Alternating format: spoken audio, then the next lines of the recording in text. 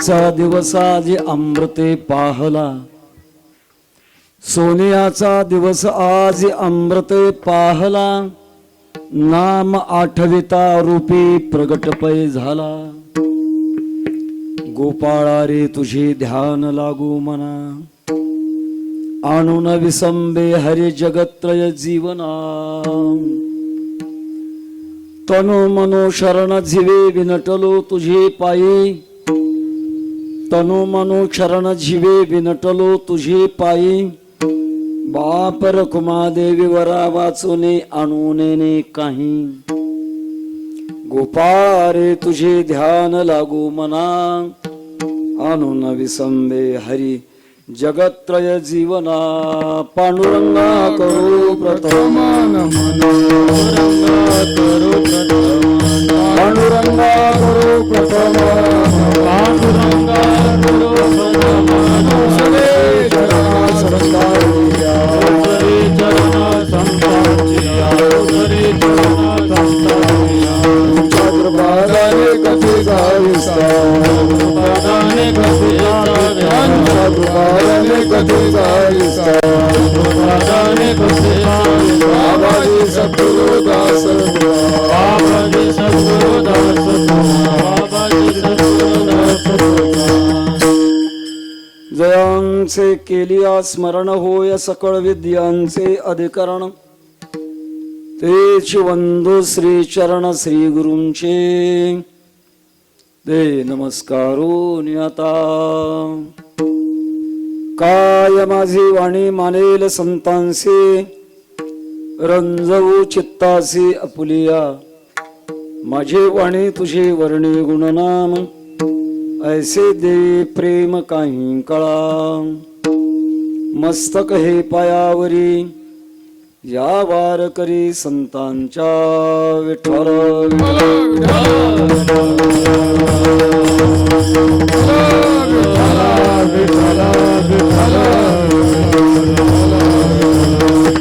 सोन्याचा दिवस आज अमृते पाहला, नाम आठविता रूपे प्रगट पै झाला।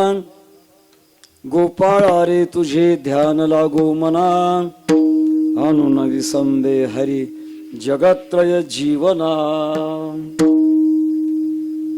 संत श्रेष्ठ विश्वमाऊली ज्ञानोबाराय यांचा 3 शरणाचा आणि भगवान परमात्म्याबरोबर परमात्म्याचा जेव्हा साक्षात्कार झाला, तेव्हा भगवान परमात्म्याबरोबर केलेला संवाद त्याचा हा अभंग आहे।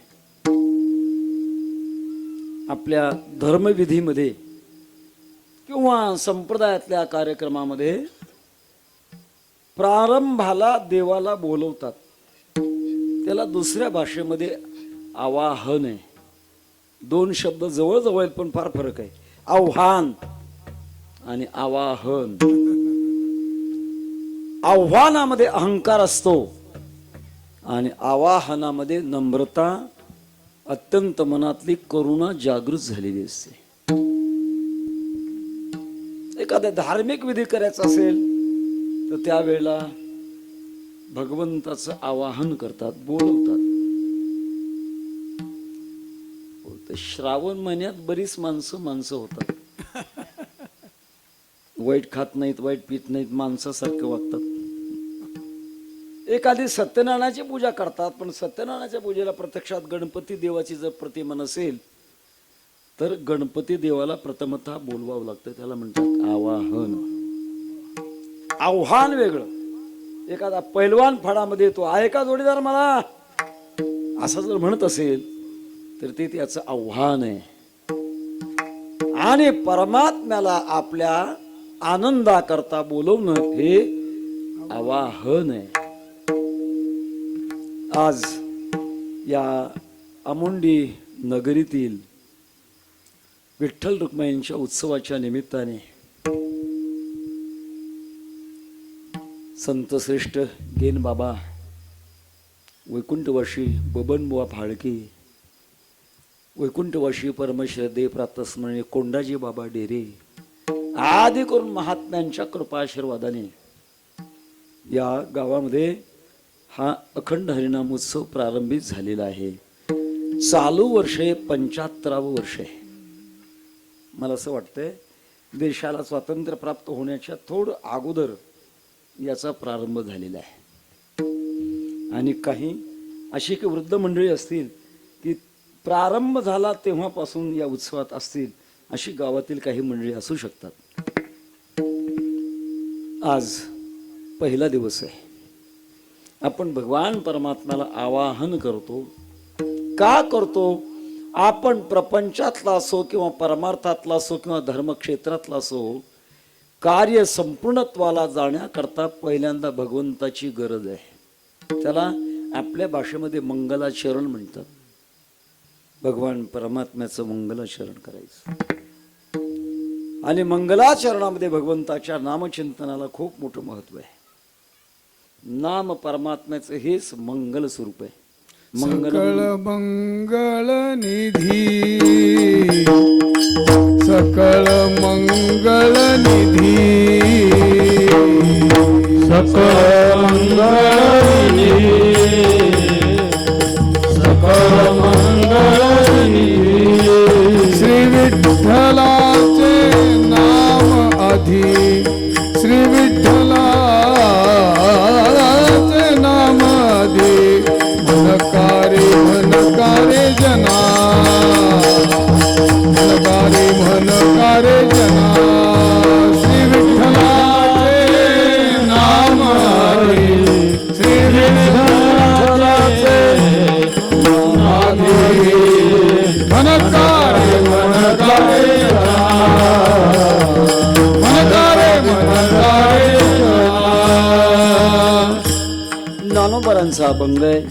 सकळ मंगळ निधी, श्री विठ्ठलाचे नामादि. मंगलम भगवान विष्णू, मंगलम गरुडध्वज, मंगलम पुंडरीकाक्षो, मंगलायतनो हरिः. सर्व अनुकूलतेचं साठा जर कोण असेल तर तो भगवान आहे. त्यामध्ये भगवान परमात्म्याच्या नामचिंतनाने प्रारंभ केला जातो. आपल्या भारतीयामध्ये वैदिक स्वरूपातून 2 नाम असे की त्याच्यातून सुरुवात केली जाते.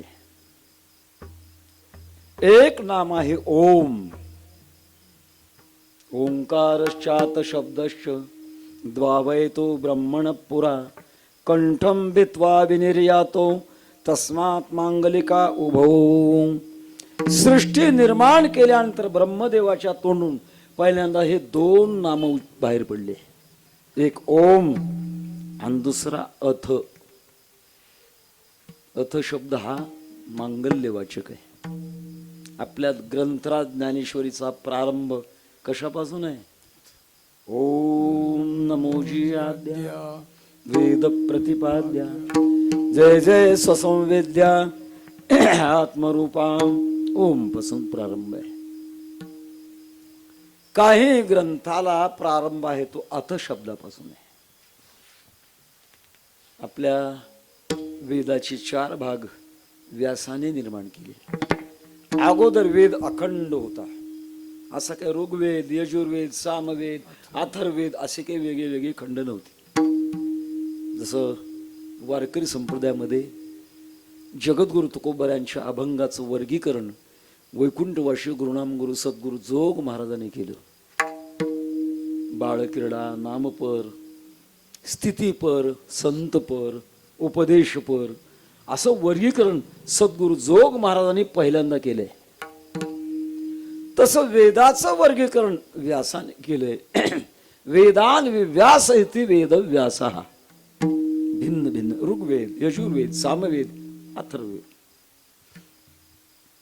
आणि या वैदिक मंत्रामध्ये सगळ्यात महत्वाचं भगवंताचं नाम जर कोणतं असेल तर ते ओम आहे.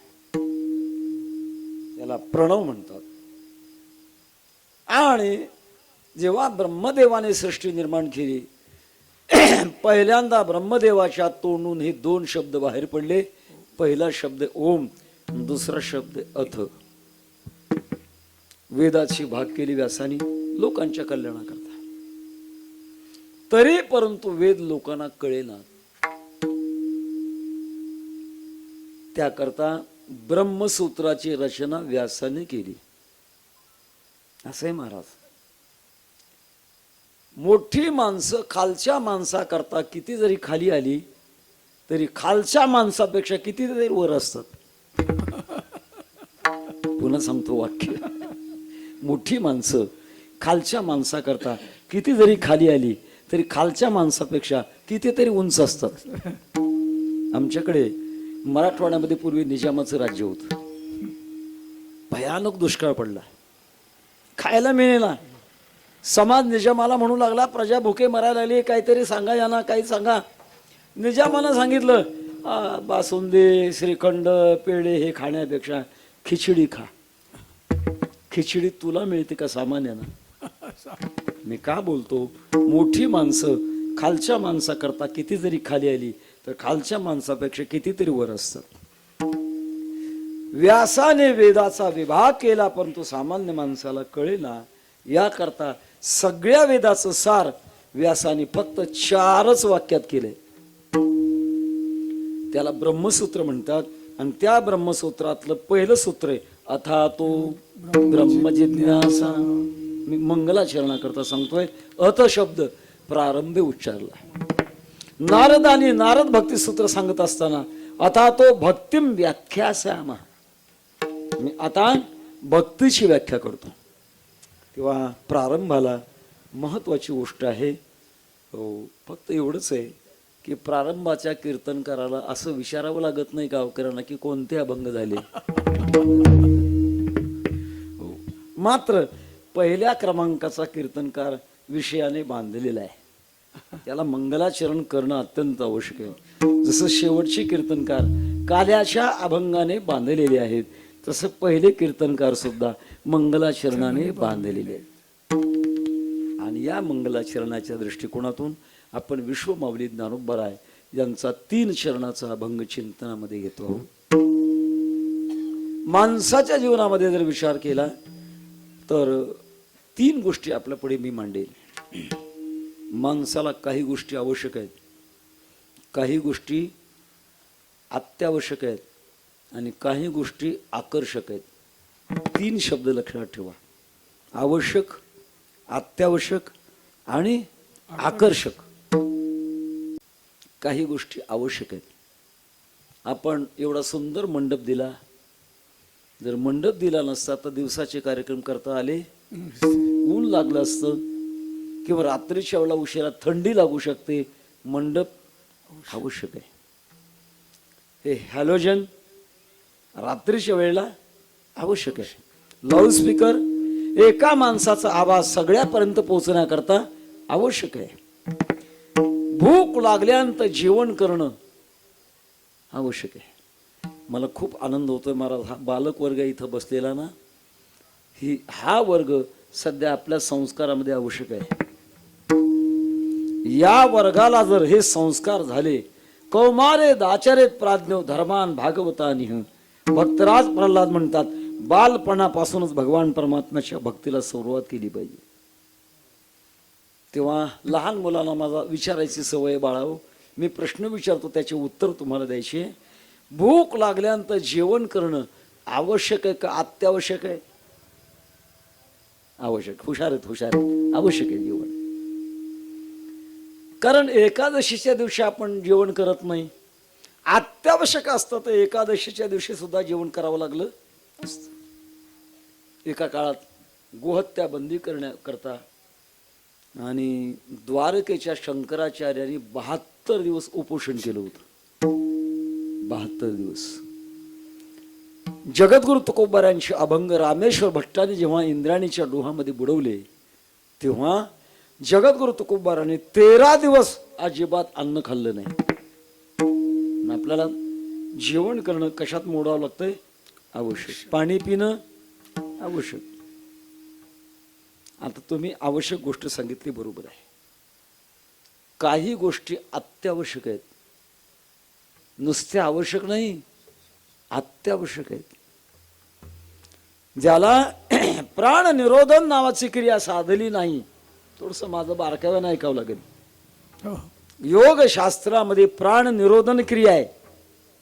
प्राणाचा निरोध केल्यानंतर नाकाजवळ जर कापूस लावला तर कापूस हलत नाही, नाडी जर धरली तर नाडी लागत नाही, पण माणूस जिवंत असतो. त्याला म्हणतात प्राण निरोधन. मनोजय हठयोग अभंगामध्ये आहे प्राण निरोधन. शरीर शोषण, शरीर शोषण, प्राण निरोधन, मनोजय हठयोग. प्राण निरोध केला जातो. पण ज्याने प्राण निरोध केलेला नाही, त्यांना कळत नाही, अशा माणसाला विचारलं श्वासोश्वास घेणं आवश्यक आहे का अत्यावश्यक आहे? अरे बाळा, श्वासोश्वास अत्यावश्यक आहे. एखादा जर माणूस म्हणू लागला मी 6 तास श्वासोश्वास घेणारच नाही, ऐकणारा म्हणेल मी तुला जागेवर ठेवणारच नाही, कारण जिवंत राहणारच नाही. श्वासोश्वास अत्यावश्यक आहे आणि काही गोष्टी आकर्षक आहे. आवश्यक, अत्यावश्यक आणि आकर्षक. लहान मुलांना सांगता येण्यासारखं आहे, बाळाओ तुम्हाला शाळेत जाण्याकरता पुस्तक, वही, पेन आवश्यक आहे, पण घरी जेवण करून आवश्यक अशा प्रकारची गोष्ट करून शाळेत जाता जाता दुकानामधलं एखादं चॉकलेट घेऊन तुम्ही खाता. चॉकलेट आवश्यक आहे का अत्यावश्यक आहे? दोन्ही नाही. एक गोष्ट आवश्यक आहे, दुसरी गोष्ट अत्यावश्यक आहे, तिसरी गोष्ट आकर्षक आहे. भूक लागल्यानंतर माणसं जेवण करतात आणि पोट भरल्यानंतर जेवायचं बंद करतात, हात धुतात आणि हात धुतल्यानंतर लगेच खातात. अगोदर खातात ते ताटातलं पक्वान्न खातात आणि नंतर खातात ते खिशातल्या पिशवीतली तंबाखू खातात. तंबाखू का आवश्यक आहे का अत्यावश्यक आहे का आकर्षक आहे? वाईट आकर्षक आहे. आकर्षक आहे. तुम्हाला पुस्तक आवश्यक आहेत, पण काही वेळेला लहान मुलं फुग्याचा हट्ट घेतात. फुगा, रबरी फुगा आवश्यक आहे का आकर्षक आहे? आकर्षक आहे. एक सांगेन आपल्याला, प्रपंचामध्ये तिन्ही गोष्टी आपल्याला पाहायला मिळतात आणि परमार्थामध्ये सुद्धा तिन्ही गोष्टी आपल्याला पाहायला मिळतात. प्रपंचामध्ये आकर्षक गोष्टी आहेत, पण संसारातलं आकर्षण हे माणसाला अधोगतीला नेणार आहे. सांगेन आपल्याला रामायणातला प्रसंग. वनवासामध्ये भगवती सीता माता आपल्या पर्णकुटिकेमध्ये होत्या आणि सीता मातेचं अपहरण करण्याकरता रावणाने दरबार भरवला. कोण अपहरण करेल? त्याच्याशिवाय भगवान प्रभू रामचंद्राबरोबर मला युद्ध करता येणार नाही. कोण अपहरण करेल? कोणाची ताकद आहे? दरबारात ठराव म्हणल्यानंतर रावणाचा साडभाऊ होता. साडभाऊ कळतो ना इकडे? साडभाऊ, पत्नीच्या बहिणीचा मालक साडभाऊ. त्याने तो विडा उचलला आणि सुवर्ण मृगाचं रूप धारण करून जिथे पर्णकुटिका होते तिथे तो उडी मारत चालला. भगवती सीता मातेनं पाहिलं. कोणाला? सोन्याच्या हरणाला. वास्तविक सोन्याचा होता का? मायाई होता तो, मायाई. भगवान प्रभू रामचंद्रांच्याकडे हट्ट घेतला, मला तो सुवर्ण मृग पाहिजे, सोन्याचा हरिण पाहिजे. भगवान प्रभू रामचंद्र सांगतात इथे, जगाच्या इतिहासामध्ये सोन्याचा हरिण झाला नाही, होत नाही, होणार नाही. काय दुर्दैव महाराज. प्रत्यक्षात भगवान प्रभू रामचंद्र जवळ असताना सुद्धा सोन्याचं आकर्षण निर्माण व्हावं आणि लंकेमध्ये सोन्याची घरं असताना सुद्धा भगवंताचं आकर्षण निर्माण व्हावं. किती विरुद्ध डोकं ते. आकर्षण निर्माण झालं. विनाशकाले विपरीत बुद्धी. ऐकलं नाही, हट्ट घेतला आणि हट्ट घेतल्यानंतर भगवान प्रभू रामचंद्रांना मारीचाच्या पाठीमागे पाठवलं आणि पुढे काय झालं? रामायण झालं. काय झालं? कशाचा परिणाम आहे? आकर्षण. प्रपंचातलं आकर्षण माणसाला खाली घालतं. 80,000 बायका रावणाला असताना सुद्धा सीता मातेचं आकर्षण निर्माण झालं. काय झालं? मरावं लागलं. संसारातलं आकर्षण माणसाला अधोगतीला नेणार आहे. परमार्थातली आवश्यकता भगवंताची आहे. कशा करताय? आपल्या जीवनामध्ये जे बंधन सुरू झालेले आहे त्या बंधनातून वेगळे होण्याकरता भगवंताची आवश्यकता आहे. एक वेळ करिया दुःखा वेगळे, एक वेळ करिया दुःखा वेगळे, एक वेळ करिया दुःखा वेगळे, एक वेळ करिया दुःखा वेगळे, एक वेळ करिया दुःखा वेगळे, एक वेळ करिया दुःखा वेगळे, एक वेळ करिया दुःखा वेगळे, एक वेळ करिया दुःखा वेगळे. दुरिताचे जाळे उगवणे, दुरिताचे जाळे उगवणे, दुरिताचे जाळे उगवणे, दुरिताचे जाळे उगवणे. भगवान परमात्मा आवश्यक आहे. त्याच्या पुढची पायरी भगवान परमात्मा अत्यावश्यक आहे. का? प्रपंचातली सगळी बंधनं संपवण्याकरता भगवंताच्या शिवाय बंधनं संपत नाहीत. यावन्न अनुग्रह साक्षात जायते परमेश्वरात तावन्न सद्गुरु कश्चित सच्चाश्रमपि नो लभेत. याला अत्यावश्यक म्हणतात. तेने विन जीवा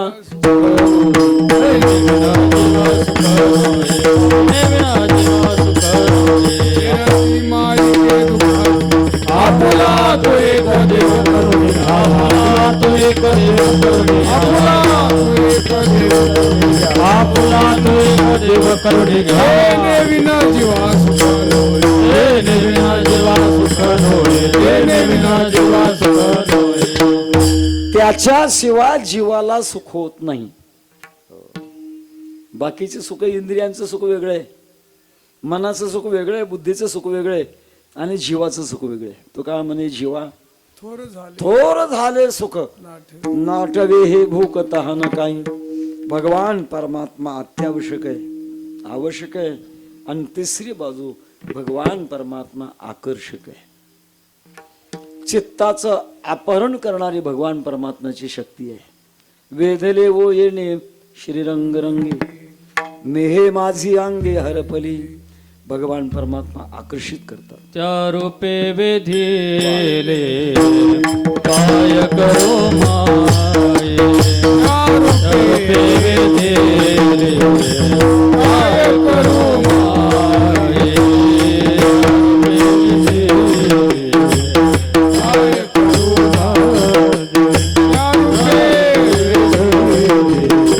काय करू माये. अवघे निर्गुण होय वाचारिता, अवघे निर्गुण होय वाचारिता.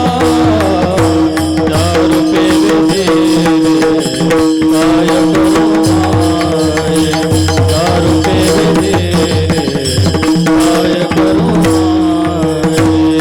अवघे निर्गुण होय वाचारिता,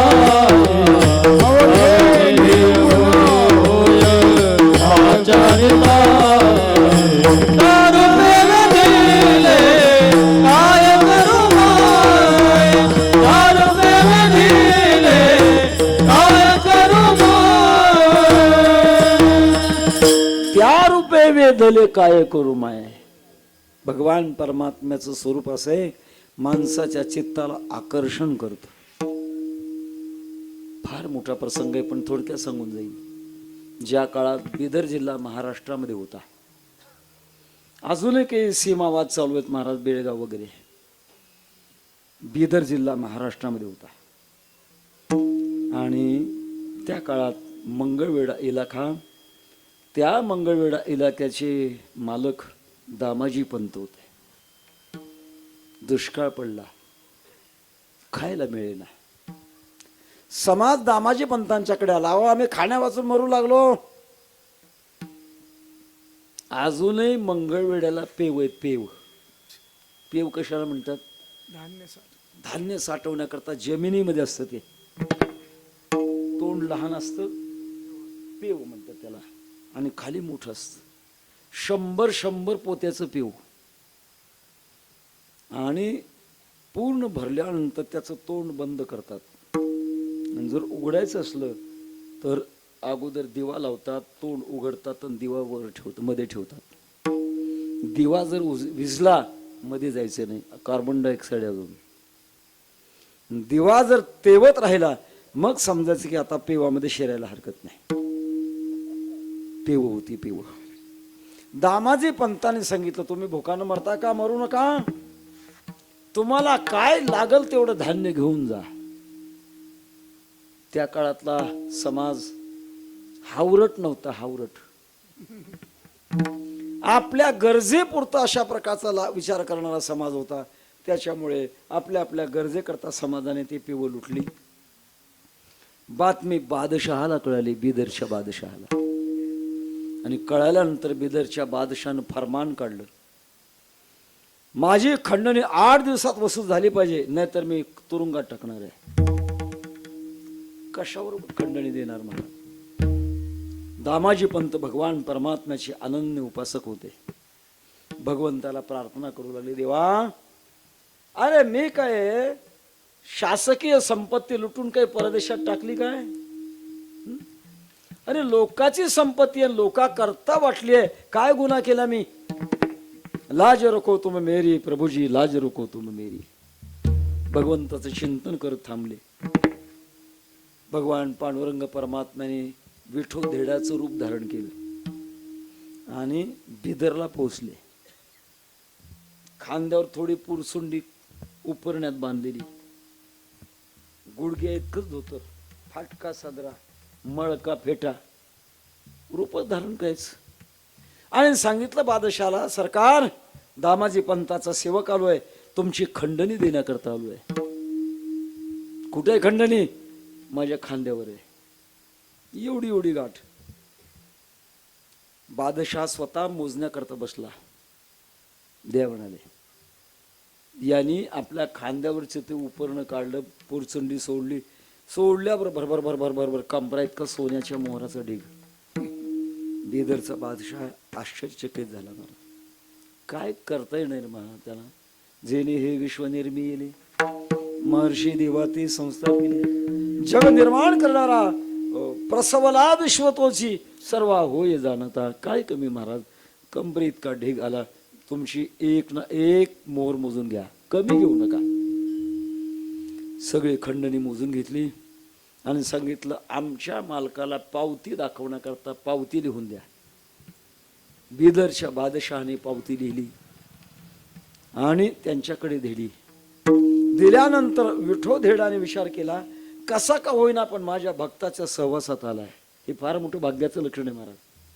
कोणत्या का रूपानं होईना भगवंताच्या भक्ताच्या सहवासात यावं. ज्ञानोबा म्हणतात, परीस फोडण्याकरता लोखंडाने घन आणि आयरणीचं रूप धारण केलं. फोडावया लागी लोह मिळू का परिसाची अंगी. परीस फोडण्याकरता लोखंडाने घनाचं आणि आयरणीचं रूप धारण केलं. घनावर परीस ठेवला आणि आपला आयरणीवर परीस ठेवला आणि घनाने बडवला. काय होईल? लोखंड लोखंड राहत नाही, ते सोनं बनतं. संगती मोठ्याची व्हावी. मला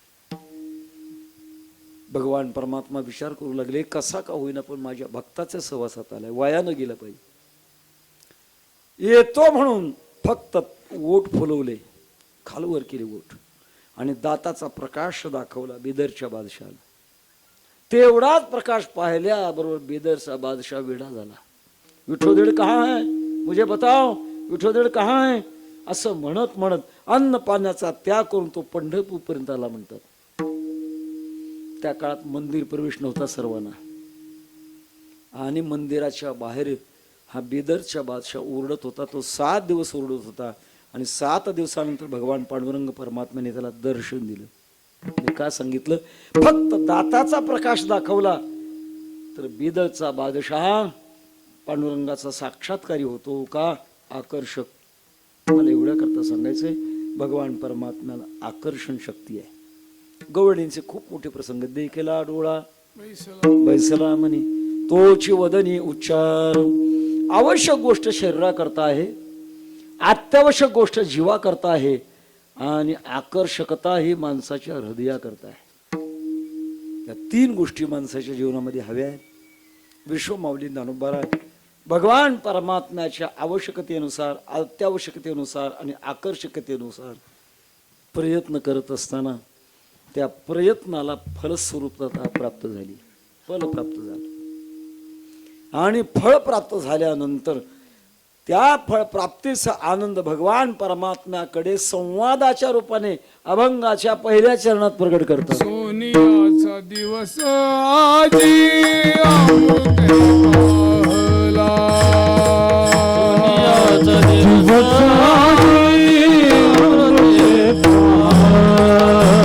सोनियाचा दिवस आजी अमृत पाहला.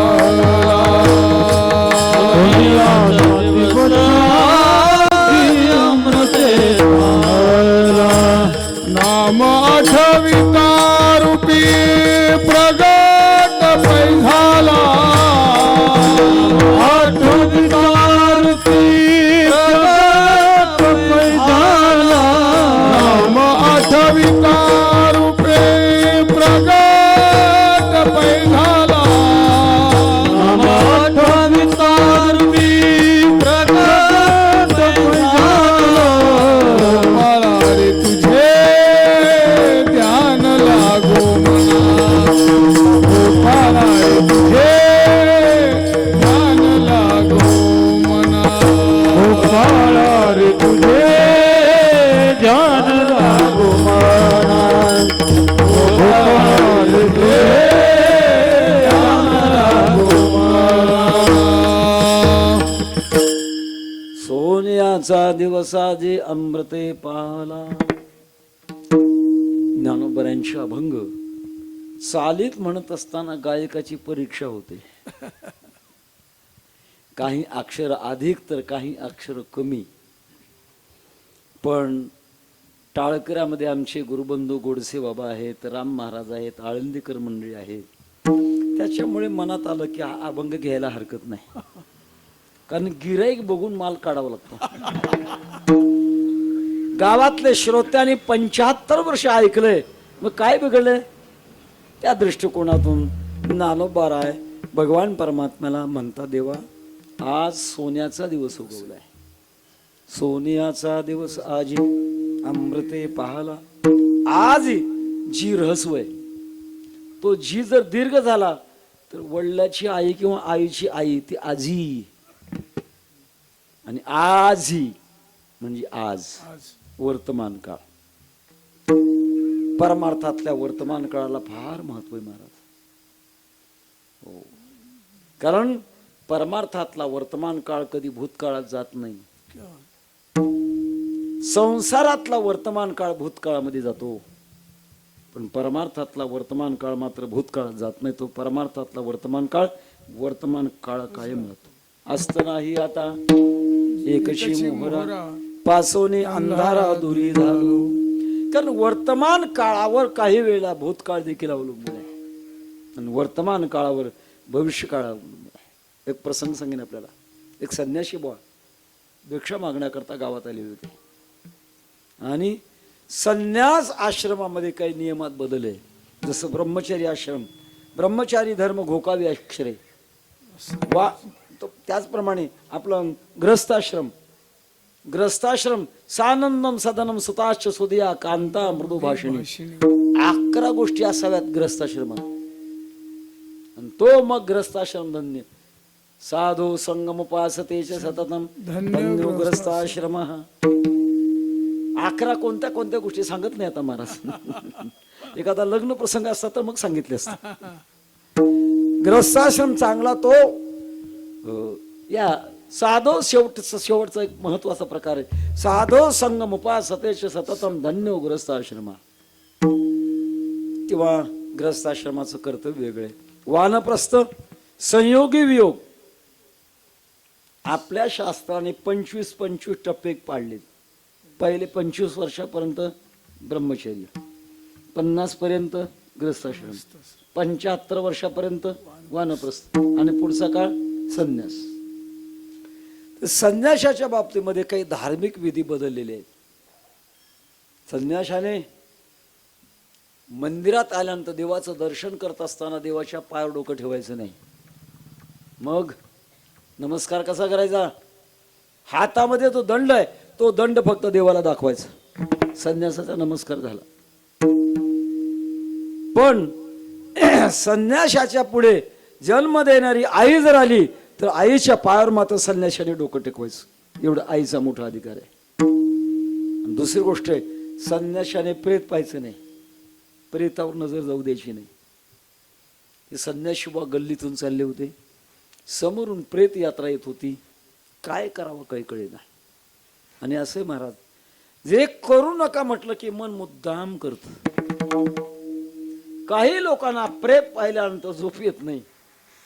कदाचित जर डोळ्यापुढे आलं तर असं डोळे झाकतात आणि पुढे हातही धरतात, पण बोट्याच्या सांध्यातून पाहिल्याशिवाय राहत नाहीत. नको म्हटलं की केल्याशिवाय राहत नाही. संन्याशी बुवाने विचार केला, आता रस्त्यावर थांबण्यापेक्षा कुठंतरी घरात घुसू. जवळचे घर उघड होत. संन्याशी बुवा घरात घुसले. घर मालकीन आपल्या दासीला हाक मारू लागली. अगं, रस्त्यावर कशाचा आवाज आहे, गोंगाट आहे, बघून ये बरं. दाशी गेली आणि निरोप सांगितला, कोणीतरी आपल्या गावातलं वैकुंठवासी झालंय आणि त्याची अंत्ययात्रा चालली आहे. त्या घर मालकीने दुसरं काम सांगितलं, बघ जा, गेलेला माणूस स्वर्गाला गेला का नरकाला गेला बघून ये. दासी बाहेर पडली. संन्याशी बुवा ऐकत होते. विचार करू लागले, मी 4 वेदाचा अभ्यास केला, 6 शास्त्राचा अभ्यास केला, 18 पुराणाचा अभ्यास केला, अजून मला कळना. आणि या महिलेच्या दासीला कळतं की मेलेला माणूस स्वर्गाला गेला का नरकाला गेला. महाराज, मोठा तो होतो जो मोठ्याला मोठा समजतो, तो मोठा होतो.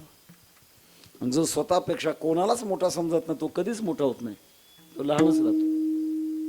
संन्याशी बुवाने विचार केला, ज्या अर्थी जिच्या दासीला हे कळतंय त्या ते आपल्यापेक्षा काहीतरी अधिकार मोठा आहे. आणि आज जो नमस्कार केला, बाईसाहेब तुम्हाला मी शरण आहे. तुमच्या दाशीमध्ये एवढं सामर्थ्य आहे. गेलेला माणूस स्वर्गाला गेला का नरकाला गेला हे त्यांना कळतंय. मला कृपा करून कसं कळतं तेवढं सांगा. घर मालकीने सांगितलं, बाबा फार सोपं काम आहे. काय सोपं काम आहे? अंत्ययात्रेमध्ये सहभागी व्हायचं. बहुतेक माणसं बोलत नसतात, पण एखादं बोलकं बोलल्याशिवाय राहत नाही. आणि ते जर असं बोललं, काय माणूस चांगला होता हो, गावात कोणाला ठाण्यामध्ये जाऊ दिलं नाही, कोर्टात जाऊ दिलं नाही, सावकाराच्या दाराला जाऊ दिलं नाही, सगळ्या गावाचा पोशिंदा होता, अजून 25 वर्ष जगला पाहिजे होता. असं जर चर्चा सुरू झाली तर समजायचं स्वर्गाला गेला. आणि चर्चेमध्ये जर असं असलं, काय माणूस वाईट होता हो, सगळ्या गावाला सळो का पळो करून ठेवलं होतं, 5-25 वर्षापूर्वी मेला असतं तर बरं झालं असतं, समजायचं नरकाला गेला. एवढा करता सांगतो, आपला वर्तमान काळ काही वेळेला भविष्य काळाला जबाबदार आहे. आणि ओळखण्याकरता वर्तमान काळाहून देखील ओळखता येतं. मी आजी शब्दाकरता बोलतोय. माऊली म्हणतात, आज सोनियाचा दिवस. आजी, आजी म्हणजे कालवाचक आहे. खूप सुंदर चिंतन आहे. असं संशोधन आहे महाराज. सगळ्या जागा सारख्या नाहीत, सगळे काळ सारखे नाहीत, सगळ्या व्यक्ती सारख्या नाहीत आणि सगळ्या अवस्था सारख्या नाहीत, सगळे देश सारखे नाहीत. काही देश असे आहेत की त्या देशामध्ये गेल्यानंतर माणसाला वैराग्य निर्माण होतं. श्रीमद भगवद्गीतेच्या 6व्या अध्यायात आपण चिंतन करा. वैराग्याशी दुनीव चढे. ज्ञानोबा म्हणतात, अशा ठिकाणी गेल्यानंतर वैराग्य आणखी दुप्पट होईल असे काही जागेमध्ये सामर्थ्य असतं. रामायणामध्ये प्रसंग आहे की ज्या जागेवर आल्यानंतर भगवान परशुरामचंद्रांची बुद्धी बदलली लक्ष्मणाची बुद्धी बदलली, भगवती सीता मातेची बुद्धी बदलली. प्रभू रामचंद्रांना वाटलं वनवास मला आहे, लक्ष्मणानं काय यावं. सीता मातेला वाटलं काहीतरी आमच्यावर वाईट नजर ठेवूनच लक्ष्मणजी आलेत. आणि लक्ष्मणाला वाटलं मला कुठून दुर्बुद्धी सुचली, यांच्याबरोबर 14 वर्ष उपवासी राहायचंय. तिघाची मनं बदलली, चालणं चालू होतं. आणि काही काळात गेल्यानंतर भगवान प्रभू रामचंद्र विसाव्याला बसले आणि एकदम बुद्धी बदलली. भगवान प्रभू रामचंद्र म्हणतात लक्ष्मणा माफ कर मला, तुझ्यासारखा सेवाधारी बंधू मला कोणत्या अवतारात मिळाला, विनाकारण माझ्या मनात विकल्प निर्माण झाला होता. सीता माता म्हणतात तुमच्यासारखे एवढे त्यागी पवित्र मनाचे कोण असणार आहेत, पण माझ्या मनामध्ये विनाकारण तुमच्याविषयी विकल्प निर्माण झाला होता. लक्ष्मणजी म्हणतात तुम्ही दोघेही मला माफ करा, माझ्याही मनामध्ये विकल्प निर्माण झाला होता. लक्ष्मणजी विचारतात भगवान आपल्या तिघाची मनं बदलली का बदलली. तेव्हा भगवान प्रभू रामचंद्र सांगतात लक्ष्मणा ज्या जागेत मनं बदलली ती जागा पूर्वी सुंद आणि उपसुंद नावाच्या राक्षसाच्या वधाची भूमी आहे. त्याचा परिणाम आपल्या मनावर झाला. म्हणून आपल्या भारतीयामध्ये नवीन घर बांधल्यानंतर वास्तुशांती करण्याची पद्धत आहे. का करायची वास्तुशांती, कदाचित त्या जागेमध्ये दोष असतील किंवा इमारत बांधण्याकरता जे साहित्य वापरले त्याच्यामध्ये जर दोष असतील ते दूर करण्याकरता वेद मंत्राच्या द्वारे भगवान नामचिंतनाने दूर करण्याची आपल्याकडे पद्धत आहे. मी काय सांगतो देशात भिन्नता आहे, तसं काळामध्ये सुद्धा भिन्नता आहे. काळाचं सारखे वाहते नसते नक्षत्रे. सामान्य माणसं काळाच्या ताब्यात आहेत आणि मोठी माणसाच्या ताब्यात काळ. थोडं उलट सुलट आहे, लक्षात घ्या. सामान्य माणसं काळाच्या ताब्यात आहेत. दृष्टांत सांगायला उशीर वेळी 8:30 वाजून गेले. महाभारतात प्रसंग आहे. धर्मराजा राजा झाले होते आणि एका माणसाने आपली जागा विकली होती. ज्याने घेतली बांधकाम करण्याकरता पाया खोदू लागला. पाया खोदत असताना त्या पायामध्ये सोन्याची हांडी लागली. जागा घेणाऱ्याने ते सोन्याचे हांडे उचलले. ज्याच्याकडनं जागा विकत घेतली त्याच्या घरी नेली. ही हांडी तुमची आहेत. तो जागेचा मालक म्हणू लागला ही हांड्या माझी सत्ता नाही, कारण ज्या वेळेला रजिस्ट्री लिहिली आणि रजिस्ट्रीमध्ये एक शब्द आहे तदंगभूत वस्तूसह, त्याच्यामुळे त्या सोन्याच्या हांड्यावर तुमचाच अधिकार आहे. दोघे म्हणू लागले माझा अधिकार नाही. दोघे म्हणू लागले बेवारस धन ते राजकोषामध्ये जमा करावं लागतं. धर्मराजाकडे द्वारा आपण धर्मराजाकडून मागून घे. दोघे दोन दिशेने आले. दोघे भांडायला लागले माझी हांडेत माझी हांडेत. धर्मराज विचार करतात एका काळामध्ये म्हणजे कलियुगाच्या अगोदर दोघे असे भांडत होते की हांडे माझे नाहीत आणि आता म्हणतात माझे हांडे. दोघे भांडतात. त्या अर्थी कलियुगाला सुरुवात झाली. काळाचा परिणाम माणसाच्या मनावर होतो. आणि दुसरा प्रकारे अशी एक शक्ती आहे की त्या शक्तीच्या द्वारे काळावर बदल होतो. चिंतने सरे तू धन्य धन्य काळ सकळ मंगळ मंगळ सकळ चिंतने सरितो धन्य धन्य काळ सकळ मंगळ मंगळाचे सकळ चिंतने सरे तो धन्य धन्य काळ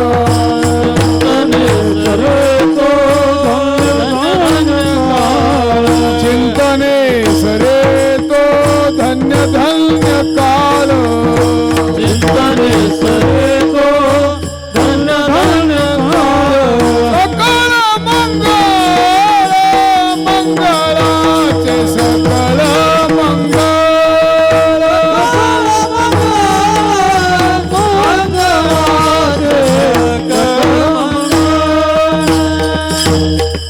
भगवंताच्या चिंतनामध्ये जो काळ जातो तो अत्यंत मंगलदायक आहे. यम सांगे तुता तुम्हाला हे तेथे सत्ता जेथे होय हरिकथा सदा घोष नामाचा नका जाऊ तया गावा. नामधारकांच्या शिवा भगवंताच्या नामचिंतनाच्या द्वारे काळ बदलतो. हे सांगण्याचा मुद्दा सांग असा काळ बदलल्यामुळे त्या काळाची स्तुती ज्ञानोबा राय करतात. सोनियाचा दिवस सोनियाचा म्हणण्यामध्ये त्याचा लक्षार्थ सुखाचा दिवस आहे. जसे जगद्गुरु तुकोबाराने विश्वमावली ज्ञानोबारांचं वर्णन करत असताना जयाचे द्वारी सोन्याचा पिंपळ अंगी आहे सेबळ रेडा बोले, अत्यंत सुखाचा अशा प्रकारचा दिवस आहे. अमृते पाहला, बरं सुख आहे पण हे मरणार आहे का? न मरणार आहे म्हणून त्याला अमृत अशा प्रकारचं म्हणतात. पाहला म्हणजे उगवला. उजड. आजचा सोन्याचा दिवस उजळलाय. का बरं माऊली? नाम आठविता रूपी प्रगट पै झाला. भगवान परमात्मा आजी सोनियाचा दिनू, आजी सोनियाचा दिनू, सोनियाचा दिनू, सोनियाचा दिनू, वर्षे अमृताचा घणू, वर्षे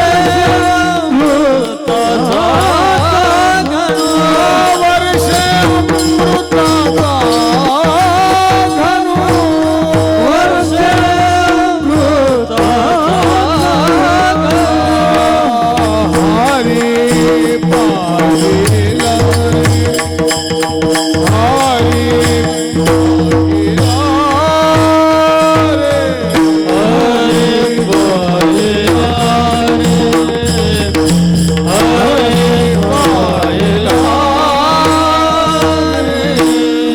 आज सोनियाचा दिनू, वर्षे अमृत अमृताचा घन.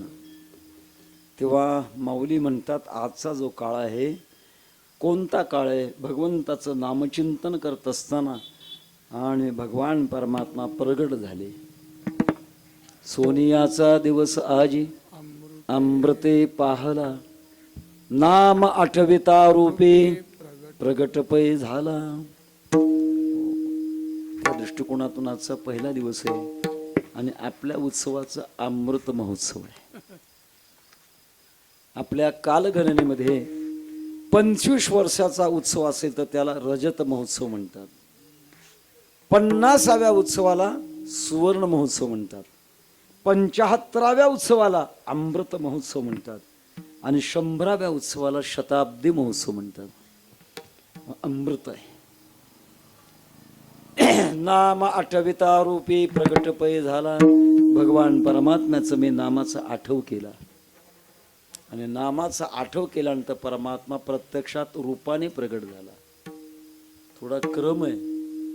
संसारातला क्रम आणि परमात्म्यातला क्रमांमध्ये बदल आहे.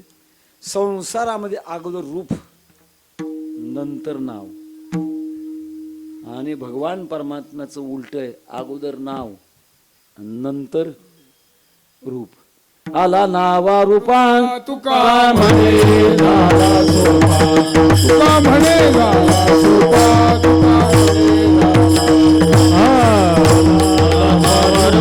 तुका म्हणे झाला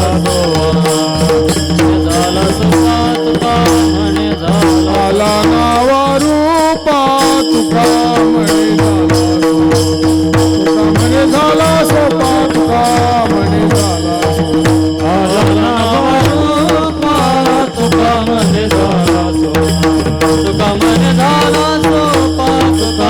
झाला जो नावामध्ये नव्हता आणि रूपामध्ये नव्हता तो आता सोपा झाला. अगोदर नाव आणि नंतर रूप. आपलं वेगळं आहे. अगोदर रूप आणि नंतर नाव. आपल्याकडे संस्कार आहेत. संस्कार गर्भाधान संस्कारापासून तो अंत्य संस्कारापर्यंत 16 संस्कार आहेत. त्याच्यामध्ये नामकरण संस्कार आहे. माता भगिनी नाव ठेवतात. नाव उपजलिया बाळकासी नाव नाही तयापासी ठेविलेन नावेशी ओ देत उठी. तो नावाला आपण इतकं चिटकतो. आपलं नाव जे आहे फक्त व्यवहारापुरतं नाव आहे.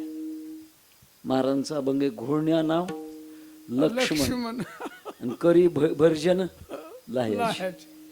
त्या भोई लोक असतात. लाया भाजण्याकरता जे असतात हातामध्ये एका काठीला बांधलेले कपडे असतात त्याला लक्ष्मण म्हणतात. घोळण्या नाव लक्ष्मण करी भर्जन लाह्याची.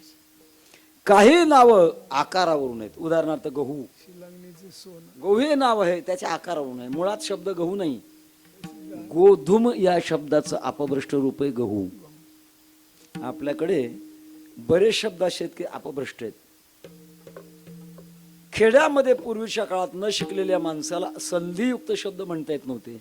उदाहरणार्थ ब्राह्मण म्हणता येत नव्हतं. मग कसं म्हणायचे?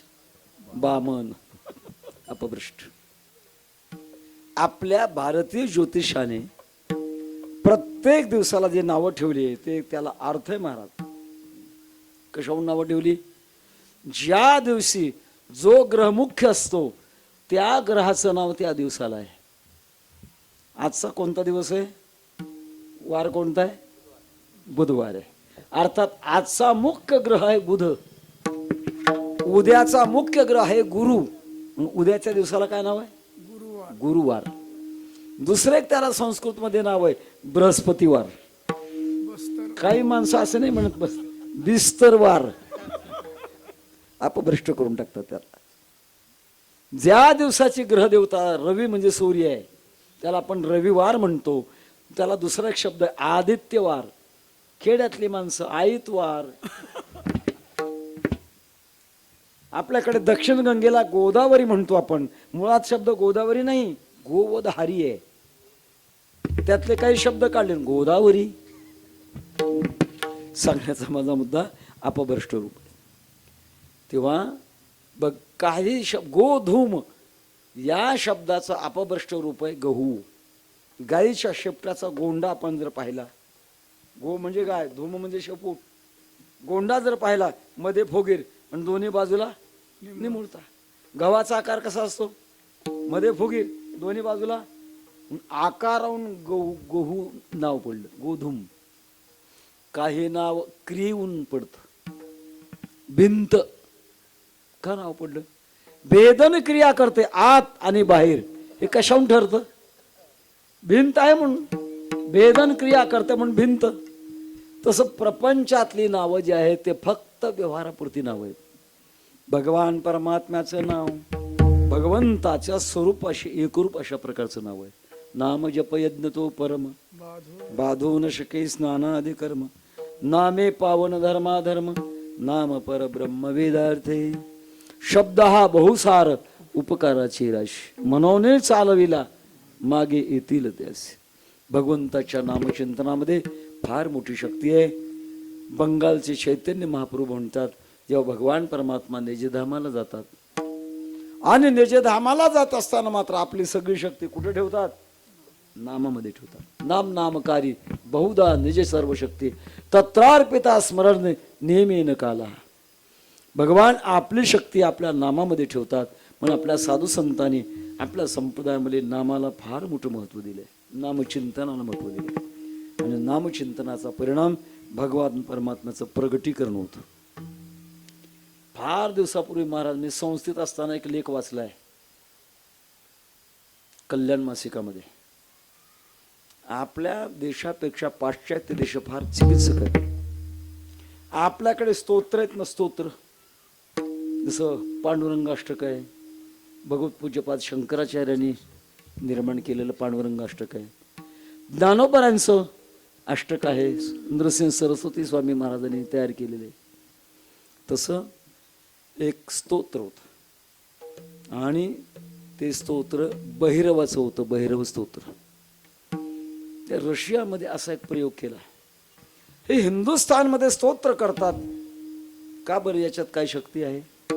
हे वैज्ञानिक पद्धतीने पाहण्याकरता त्यांनी एक कपडा घेतला, त्याला विशिष्ट अशा प्रकारचा ताण दिला आणि काही रेतीची कण जवळ ठेवली आणि ते स्तोत्र म्हणायला सुरुवात केली. भैरवाचं स्तोत्र. जसं जसं त्या स्तोत्रामध्ये भैरवाचा आकार होता तसं तसं ते रेतीचे कण उठायचे आणि त्या कपड्यावरून बसायचे. स्तोत्र संपल्यानंतर भैरवाचं चित्र निर्माण झालं. कशामुळे? त्या स्तोत्रामधल्या शक्तीमुळे. नामामध्ये शक्ती आहे. भगवान परमात्म्याच्या नामचिंतनातून परमात्म्याला त्या रूपातून आकारामध्ये येण्याकरता ताकद आहे. माऊली त्याच्याकरता संशोधन सांगतात. नाम आठविता रूपी प्रगटपै झाला. भगवान परमात्मा त्या नामातून प्रगट झाले हा जो अनुभव आहे सांगतात कोणाला? अभंगाच्या दुसऱ्याच्या. गोपाळा रे तुझे ध्यान लागो या मना, गोपाळा रे तुझे ध्यान लागो या मना, गोपाळा रे तुझे ध्यान लागो मना, गोपाळा रे तुझे ध्यान लागो मना, गोपाळा रे तुझे ध्यान लागो या मना, गोपाळा रे तुझे ध्यान लागो या मना,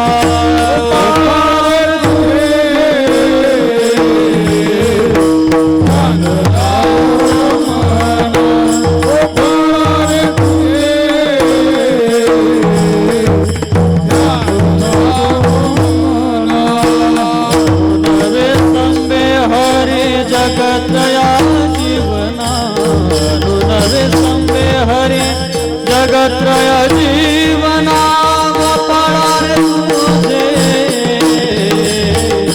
ध्यान लागो या मना, गोपाळा रे तुझे ध्यान लागो या मना, नवे संबे हरी जगत्रय जीवना, नवे संबे हरी जगत्रय जीवना, गोपाळा रे तुझे ध्यान लागो मना, गोपाळा रे तुझे ध्यान लागो मना.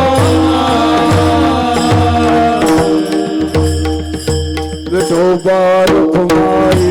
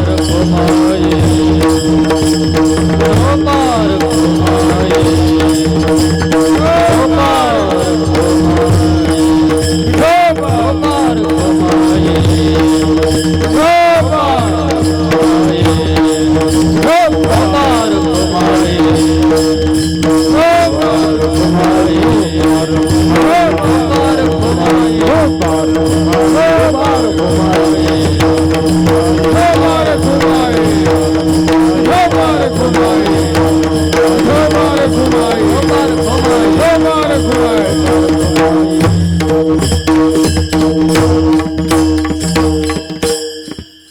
गोपाळा रे तुझे ध्यान लागो मना, आणून विसंबे हरी जगत्रय जीवना. ज्या भगवान परमात्म्याचं रूप प्रकट झालं त्याच्या बरोबर विश्व माऊली ज्ञानोबाराय बोलतायत. याला संवाद म्हणतात. अभंगाचा अंतर्भाव जर पाहिला तर ज्ञानोबारा आणि भगवान पांडुरंग परमात्मा या दोघांचा संवाद आहे याच्यातून. गोपाळा रे तुझे ध्यान लागो, तुमचं ध्यान मला लागो. तनो मनो शरण विनटलो तुझी पायी.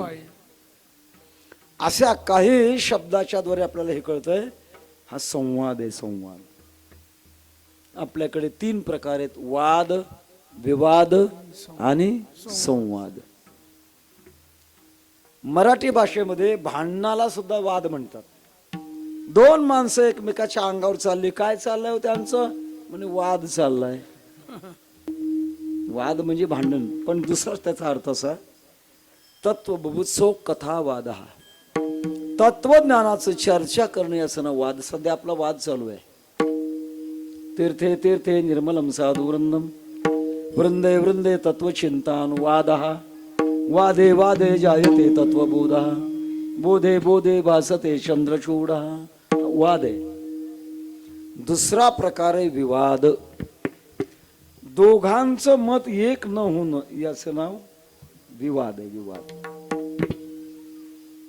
थोडं बहुत ऐकलेल्या बातम्यातून लक्षात येते, आपल्या दिल्लीच्या रस्त्यावर शेतकऱ्याचं आंदोलन चालू आहे म्हणतात. संपलं का चालू आहे?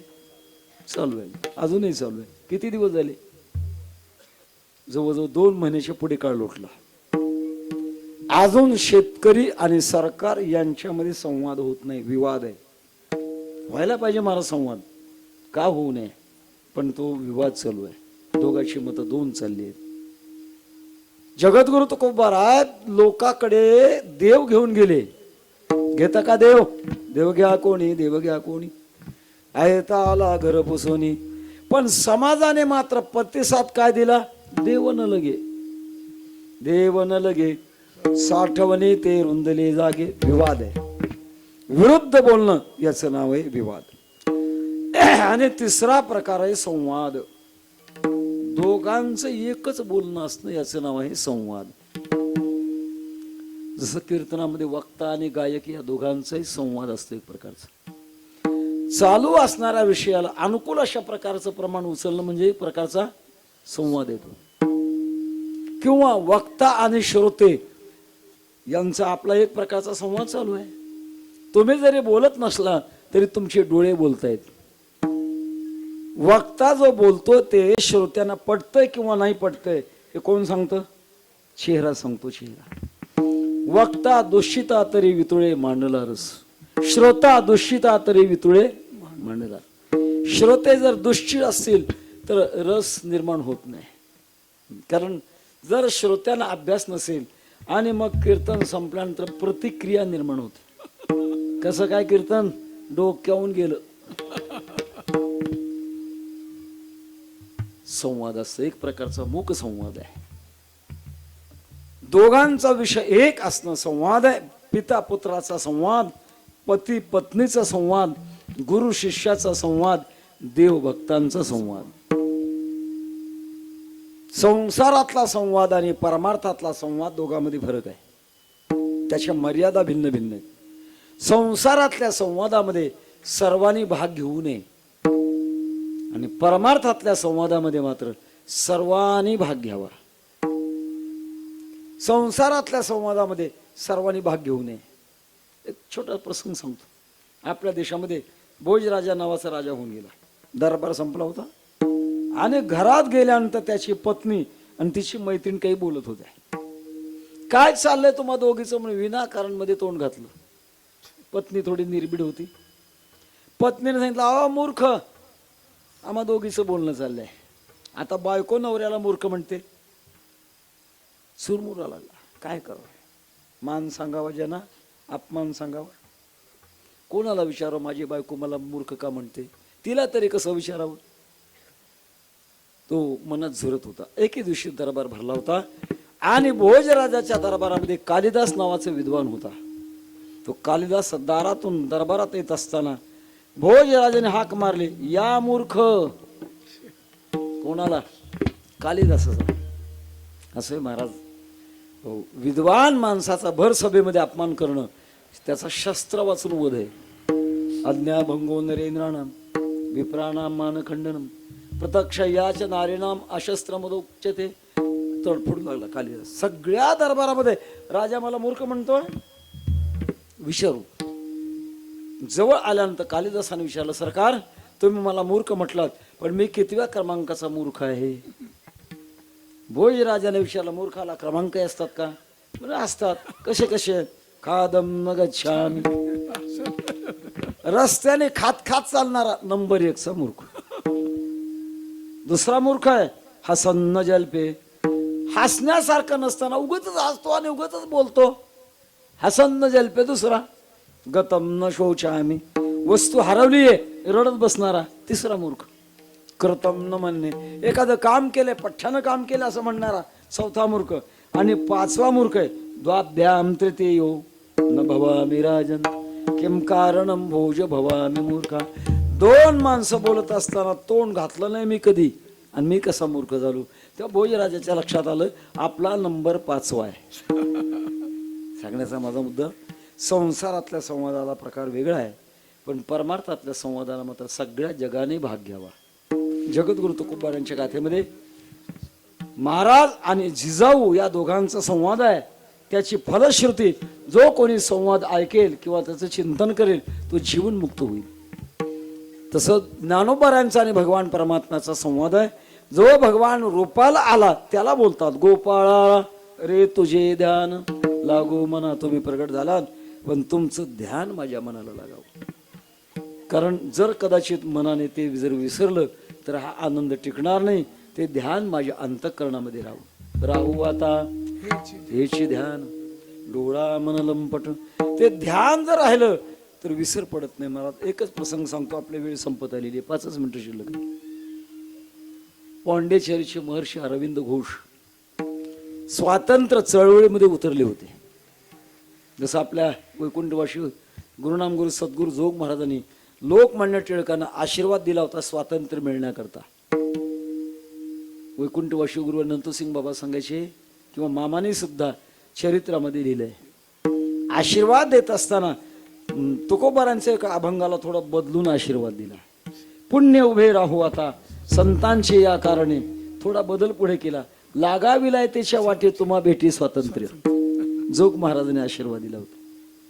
तर सांगण्याचा माझा मुद्दा असा आहे की महान कार्याकरता आशीर्वाद लागत असतो. तो आशीर्वाद मोठ्याकडनं मिळत असतो. गोपाळा रे तुझे ध्यान लागू मना.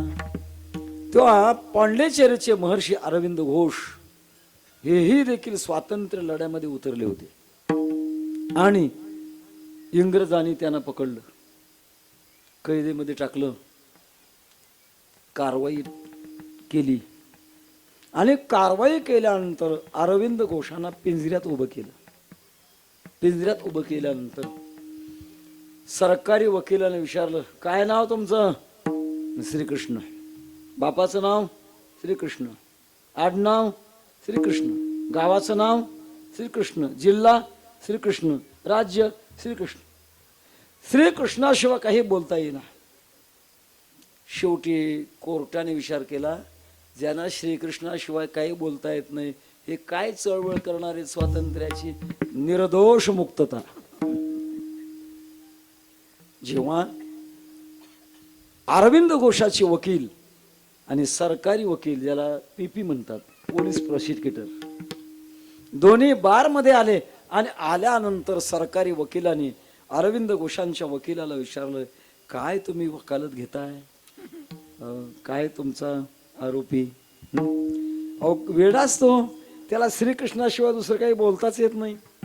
अरविंद घोषाच्या वकिलांनी सांगितलं, माझ्या पक्षकारासारखा जगात शहाणा नाही. कारण माझ्या पक्षकाराला जे वेळ लागले ते देवाचं वेळ लागले आणि असं वेळ लागण्याकरता अनंत जन्माचं शहाणपण खर्च करावं लागतं, तेव्हा असं वेळ लागत असतं. गोपाळा रे तुझे ध्यान लागू मना. आणो न विसंबे हरी जगत्रय जिना. एक क्षणभर सुद्धा विसर पडणार नाही. नेगे नेगे नेगे माझी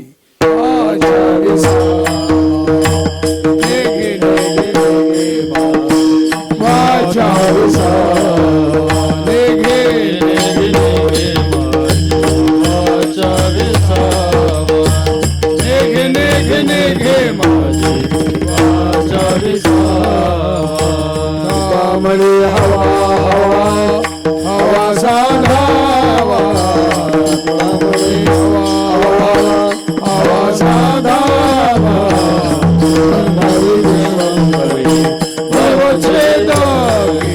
विठाबाई विश्वंभरे भवछेद.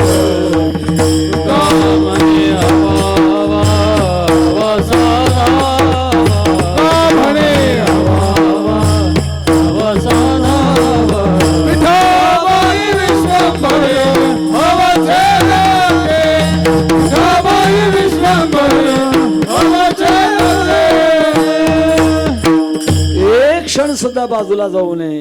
आणून विसंबे हरी जगत्रय जीवना. एक क्षणभर सुद्धा तुमचा विसर पडणार नाही.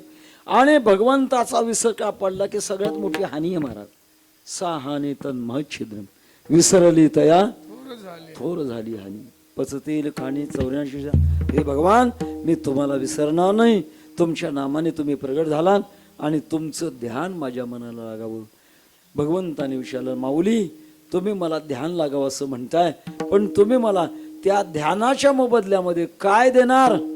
शेवटच्या तनु चरणात. मनु शरण जीवे विनटलो तुझे तनु मनु शरण जीवे विनटलो तुझे पायी तनु मनो शरण विनटलो तुझे पायी तनु मनो शरण विनटलो तुझे पायी बाप रखमा देवर वाचून मेने काही बाप रखमा देवर वाचून मेने काही बाप रखमा देवर वाचून मेने काही गोपाळा रे तुझे ध्यान लागो मला गोपाळा रे तुझे ध्यान लागो बाप रखमा देवर वाचनाने काही बाप रखमा देवर वाचनाने काही बाप रखमा देवर वाचनाने काही गोपाळा रे तुझे ध्यान लागो मला गोपाळा रे तुझे ध्यान लागो तनु मनो शरण जीवे विनटलो तुझे पायी बाप रकुमा देवीवरा विठ्ठला वाचोनी आणून काही. हे भगवान मी तुम्हाला सर्वस्व समर्पण केलंय. गंगा समुद्र केव्हा होईल. सर्वस्व समर्पण केल्याशिवाय गंगा समुद्र होत नाही.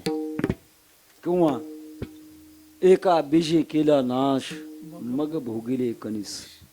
पृथ्वी माता आट आहे तिची आट आहे तुम्ही मला बीज सर्वस्व द्या मग मी तुम्हाला अनंत पटीने देणार. फक्त एकच बीज असे की ते फोडून द्यावं लागतं. बाकीची बीजे मात्र फोडून चालत नाही. पण एक बी असं आहे की ते शेतामध्ये फोडून पेरावं लागतं. त्याचं नाव धन. धन रगडतात आणि रगडल्यानंतर पेरतात ते मात्र ते उगवत. पण शेंगदाणे म्हणा गहू म्हणा ज्वारी म्हणा हे जर पेरायचं म्हटलं तर फोडून जमणार नाही. का सारा कोण देईल काका त्याचं. पृथ्वी मातेची अट आहे मला तो मी जाणत नाही. जयाचे ज्ञान विशो नेणे जाणीव मज एका तेच ज्ञान आहे. ज्यांचं ज्ञान दुसऱ्या ज्ञानाला विषय करतच नाही. एकच भगवान परमात्म्याचा ज्ञानाचा विषय. काही नेनोनिय आन एक विठ्ठलची जाण. एका जाणण्यामध्ये सगळं जाणलं जातं. उपनिषदामध्ये चिंतन आहे. नचिकेताला उद्दालकाने प्रश्न विचारला होता की नचिकेता असं काही जाणलंस का. एक जाणल्यानंतर सगळं जग जाणलं जातं. त्याला कळेना. विद्येचा थोडा अभिमान झाला होता आणि मग उद्दालक मुनीने सांगितलं परमतत्व ज्याला म्हणतात ते परमात्म तत्व एकदा का जाणलं की सगळं जाणल्यासारखं होतं. एकेन विज्ञातेन सर्वम विज्ञातमयम भवति. एक भगवान परम काही नेनोनिया आन एक विठ्ठलची जाण. तो एक भगवान परमात्म्याला का जाणलं गेलं त्याला एक आपल्या अंतःकरणामध्ये जर जागा दिली तर सगळ्या परमात्मा स्वरूपाला जागा देण्यासारखे होते. माऊली सांगतात तनु मनु शरण जीवे विनटलो तुझे पायी बाप रकुमा देवरा वाचवणे आणून काही मी दुसरं काही जाणत नाही. हे गोपाळा रे तुझे ध्यान लागो मना आणून विसंबे हरी जगत रे जीवना. परमात्मा प्रगट जरी झाले तरी त्यांचं स्वरूप आपल्या चित्तामध्ये बसलं पाहिजे. म्हणून आता दृष्टी पुढे ऐसा चितूर आहे जो मी तुझं पाहे पांडुरंगा. असं जीवन पूर्ण भगवन्मय होण्याकरता ज्ञानोबा म्हणतात मी माझ्या जीवनामध्ये प्रयत्न केले. भगवंताच्या नामचिंतनाचा आठव केला करीता आठव धावून या घाली कव. असं आठव केला आणि आठव केल्यानंतर भगवान परमात्मा प्रगट झाले. याला म्हणतात आवाहन. आणि हे आवाहन याचंच नाव एक प्रकारचं मंगलाचरण आहे. आपल्या या अमृत महोत्सवाच्या निमित्ताने आजच्या पहिल्या चिंतन सेवेची जबाबदारी आणि या दृष्टिकोनातून आपण सोनियाचा दिवस आज अमृते पाहला नाम आठविता रूपी प्रगट पै झाला. या विश्वमावली ज्ञानोबारांनी आपला अनुभव भगवान पांडुरंग परमात्म्याच्या पुढे संवादाच्या रूपाने प्रगट केला आणि तोच अनुभव तुमच्या आमच्या देखील वाट्याला आला. महान उपकार आहेत, उपकार तर फिटणार नाहीत, पण कमीत कमी तो आशीर्वाद प्राप्त करून घेण्याकरता ज्ञानोबारांचं आपण चिंतन करूया. ज्ञानेश्वर माऊली ज्ञानराज माऊली ज्ञानेश्वर माऊली ज्ञानराज माऊली